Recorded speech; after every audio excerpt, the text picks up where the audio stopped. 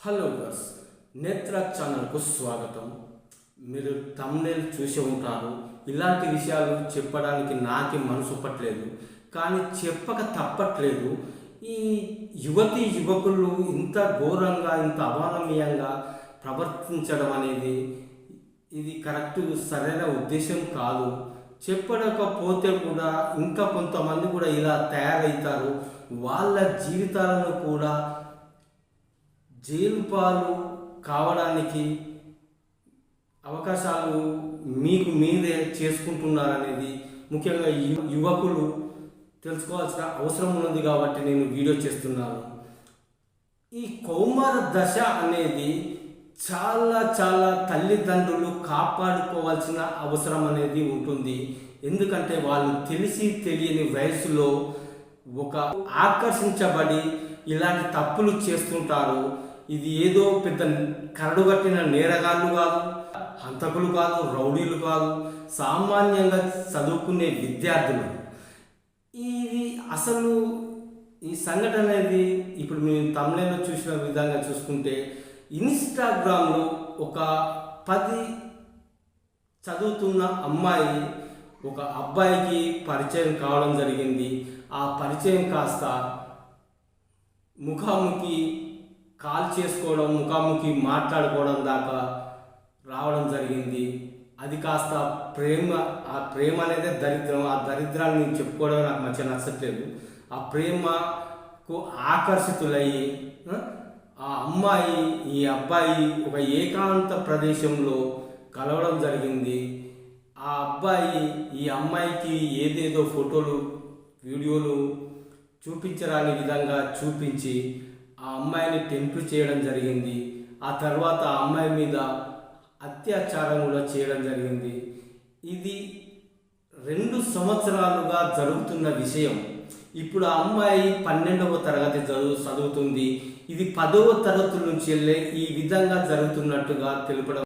ఈ ఒక్క అబ్బాయే కాకుండా ఇది కాస్త ఇంకా వాళ్ళ దోస్తులకు ముగ్గురికి ఈ తెలిసిన తర్వాత వాళ్ళు కూడా ఇందులోకి లాగి ఈ అమ్మాయిని నలుగురు కలిసి 2 సంవత్సరాలుగా అత్యాచారానికి పాల్పడుతూ ఉండడం అనేది ఒకానొక సందర్భంలో ఈ విషయం బయటికి రావడం అంటూ ఇది కాస్త తల్లిదండ్రులకు తెలిసి వాళ్ళు పోలీసులకు చెప్పడము, ఈ నలుగురి యువకులను అదుపులోకి తీసుకొని పోక్సో చట్టం కింద వీరికి నేరం కింద వీరిని అరెస్ట్ చేయడం అంటూ జరిగింది.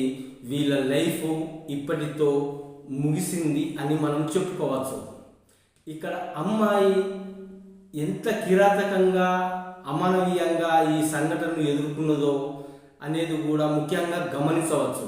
మరొక కోణంలో చూస్తే, దయచేసి నన్ను మాత్రం తప్పుగా అనుకోవద్దు. ఇక్కడ ఎవరైనా కానీ తప్పుగా అనుకోవడం, తప్పుగా భావించడం, నేనేదైనా మాట్లాడిన తప్పుగా అనిపిస్తే మాత్రం దయచేసి క్షమించండి. కానీ జరుగుతున్నది మాత్రము నిజం అనిపిస్తుంది. ఇది ఖచ్చితంగా అమ్మాయి 2 సంవత్సరాల నుంచి వెళ్ళి ఈ నలుగురు వ్యక్తులు అత్యాచారం చేస్తుంటే అమ్మాయి ఏం చేస్తుంది?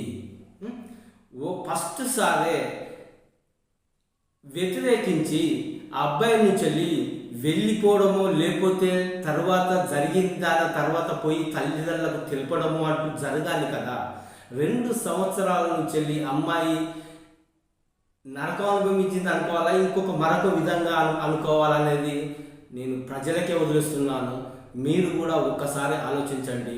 ఇలాంటి వ్యక్తులు ఉంటారు ఖచ్చితంగా. ఇక్కడ వ్యక్తిత్వం అనేది ఒక ఆడైనా మొగైనా ఖచ్చితంగా ఆకర్షించే, ఈ ఆకర్షణతోటి ఆకర్షించబడి ఇక్కడ అమ్మాయి జీవితము వ్యర్థమైంది. ఒక నలుగురు వాళ్ళ జీవితం కూడా దారుణంగా వ్యర్థమైనట్టే కదా. అది 2 సంవత్సరాలు, నేను చెప్పేది ఏంటంటే 2 సంవత్సరాల నుంచి నడుస్తుంటే అమ్మాయి ఏం చేస్తుంది? అమ్మాయి తల్లిదండ్రులు చెప్పాలి, వాళ్ళకి చెప్పాల్సిన అవసరం ఈ అమ్మాయికి ఉండాలి కదా. ఎందుకు చెప్పలేదు? సరే కానీ అని చేసినట్టే ఉన్నట్ట, లేకుంటే ప్రతిఘటించి బయటికి రావచ్చు కదా. ఒక్కసారి జరిగితే రెండోసారి అయినా కానీ ఇది నాకు ఇష్టం లేదు అని తల్లిదండ్రులకు తెలపడమైనా వాళ్ళకు తెలపడమైనా జరగాలి. ఏదో వచ్చి ఒక్కసారి రేపు చేసినట్టయితే రెండోసారి కూడా ఎందుకు ఈ అమ్మాయి పోవాల్సి వచ్చింది, అమ్మాయి రేపు కావడం జరిగింది. ఒక్కసారి చేసినా 4 సార్లు చేసినా 2 సంవత్సరాలు చేసినా తప్పే కదా. ఒక యువకులని అంటే మీరు ఇది చాలామంది దీన్ని నోటీస్ చేసుకోండి. యువకుల్లారా, ఆకచ్చి ముళ్ళు మీద పడ్డా ముళ్ళొచ్చి ఆకు మీద పడ్డా చిరిగేది ఆకే, ముళ్ళుకేమవుతుంది అన్నది పాత సామెత. అది మంచిగా కలపండి. మీ లైఫ్ ఇలాంటి ఆకర్షించి ఇలాంటి దుర్ఘటనలు మీరు చేస్తూ ఉంటే మాత్రం మీ లైఫ్, మీ జీవితం అర్ధాంతరంగా ముగిసిపోతుంది. ఇది చాలా చాలా మందికి తెలియాల్సిన అవసరం ఉన్నది. మీరు ఏదో అనుకొని ఒక ఆకర్షణకు పోయి ఒక అమ్మాయిలను ఈ విధంగా చేయడము, మీరు మీ లైఫ్ను మీరే ఖరాబ్ చేసుకున్నట్టు అవుతుంది. ఒక అమ్మాయిలకు కూడా ఈ విషయం అనేది చాలామందికి ఒక ఆకర్షించబడి ఒక మొగాడు యువకుడు దగ్గరికి నువ్వెందుకు పోతున్నావు అనేది నేను ప్రశ్నిస్తున్నా.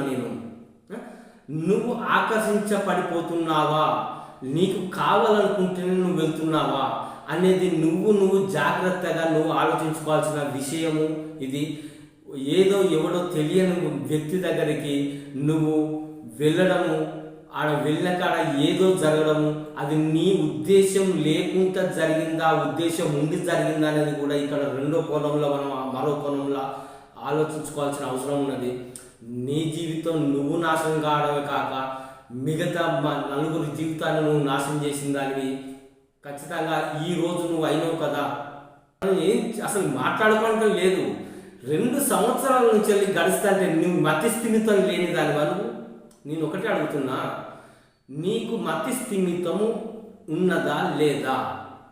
10వ తరగతి నువ్వు ఎట్లా చదువుకుంటావు? ఇప్పుడు ఇంటర్ సెకండ్ ఇయర్ ఎట్లా చదువుకుంటావు? నీకు ఏ ఆలోచనలు అనేది లేకుండానే ఇది జరిగిందంటావా? ఇది నేను నా కన్న బిడ్డకి నేనేస్తున్న ప్రశ్న అనుకోవాలి. మీరు దయచేసి నా కన్న బిడ్డకు నేను ప్రశ్నిస్తున్నా. నేను ఇక్కడ నాకు ఎవరైనా ఒకటే, ఇక్కడ నువ్వు ఇది విధంగా మాట్లాడడం తప్పు అని కాదు. నేను కనుక అడిగితే ప్రశ్న ఇదే క్వశ్చన్ అడుగుతా. నేను 2 ఏళ్ల నుంచి వెళ్ళి ఏం పీకుతానో అని అడుగుతా. నేను ఇది కరెక్ట్ కాదా? అడగాల్సిన అవసరం లేదా? ఇలాంటి తల్లిదండ్రులు ఏం చేస్తున్నావు, నువ్వు ఎటు పోతున్నావు, ఎక్కడికి వెళ్తున్నావు, ఎవరితో తిరుగుతున్నావు అనేది గమనించుకోవాల్సిన అవసరం తల్లిదండ్రులకు కూడా ఉన్నది. ఇప్పుడు నీ బిడ్డ కాస్త నా బిడ్డ అనుకో, నా బిడ్డ కాస్త నేను పెళ్లి చేస్తా, ఇంకో అయ్యగారికి ఎవరికో ఆయన అండగడతా, అది ఆయనతో కాస్త వానితోటి జీవితం వెళ్ళబోస్తుంది. కానీ ఇక్కడ నలుగురి జీవితాలు, వాళ్ళ నలుగురు కుటుంబాలు ఏమైంది? అర్ధాంతరంగా జైలు పాలయ్యారు కదా మీరు నలుగురు. మీ కుటుంబాలకు ఎంత శోకం అనేది మీరు చేయడం కదా, చేయడం వల్లనే కదా మీ కుటుంబాలు పరువు వాయే. వాళ్ళ కుటుంబాలు, మీ కుటుంబాలలో పరువు వాయే, మీ పేరు దక్కకపోయే, మీరు జైలు పాలవుతుంది. ఇలాంటి మీరు ఆలోచించి మీరు చెప్పేది ఏంటంటే ముఖ్యంగా యువకులకు చెప్తున్నాను, చాలా జాగ్రత్తగా బ్రతకాలి. మీకు పెళ్లి చేసే వయసు వచ్చేదాకా ఇలాంటి అప్పటి వరకు నేను ఒకటి విషయం చెప్తాను, నర్మ గర్భంగా మీ అంత జరుగుతున్నదే, వాస్తవంగా అంత జరుగుతున్నదే. ఇక్కడ ఆడ మగ అనేది అందరూ కోరికలతోటి జరుపుకుంటున్న విషయాలన్నీ నిజమే, అర్థమైందా? అది చాటుగా ఉన్నంత వరకే అది ఆ సుఖం అనేది మీకు దక్కుతుంది. అది ఆడవాళ్ళు సుఖపడతాను, మగవాళ్ళు సుఖపడతాను. కానీ 3వ కంటికి తెలిసిన రోజు ఏదైతే ఉన్నదో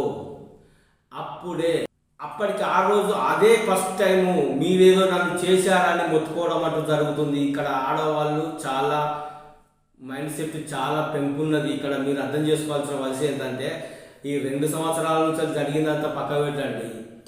ఎన్నిసార్లు చేసినా అమ్మాయి సుఖంగానే ఉన్నట్టుగా మనకు అర్థం చేసుకోవచ్చు వాస్తవం చెప్పాలనుకుంటే. కానీ ఈ అమ్మాయి ఎప్పుడైతే బయట ప్రపంచానికి ఇలా జరుగుతుందని తెలిసిందో అప్పుడే నీకు వ్యతిరేకంగా మారి తల్లిదండ్రులకు చెప్పడమో పోలీసులను కాంటాక్ట్ కావడమో అటు జరుగుతుంది. మీరు ఇన్ని రోజులు చేసింది బయటపడుతుంది. మీరు మిమ్మల్ని తీసుకుపోయి పొడుస్తారు, తీసుకుపోయి జైలు వేస్తారు. మీకు కొంతకాలం కొన్ని సంవత్సరాల శిక్ష పడుతుంది. మీ లైఫే వ్యర్థమవుతుంది. ఇది మీరు ముఖ్యంగా యువకులు తెలుసుకోవాల్సిన అవసరం చాలా ఉన్నది. ఒకటి, ఈ వీడియో లైక్ చేయండి. ఇంకా 10 మందికి షేర్ అయితే ఇంకా 10 మంది 100 మందికి దాకా చేరాలి. ఈ వీడియో ముఖ్యంగా యువకులు చాలామందికి చేరాలి. వాళ్ళు కూడా ఈ వీడియో చూడాలి. ఇది గర్భమైన విషయం. ఇది ఏంటిదంటే ఆకర్షణ అనేది జరుగుతూనే ఉన్నది, కలుస్తూనే ఉన్నారు. బయట పడ్డ తర్వాతనే ఇలాంటివి జరుగుతాయి. బయట ఎప్పుడైతే పడతానయో అప్పుడే నువ్వు లంగ లెక్క కనబడతావు, నువ్వు దొంగ లెక్క కనబడతావు.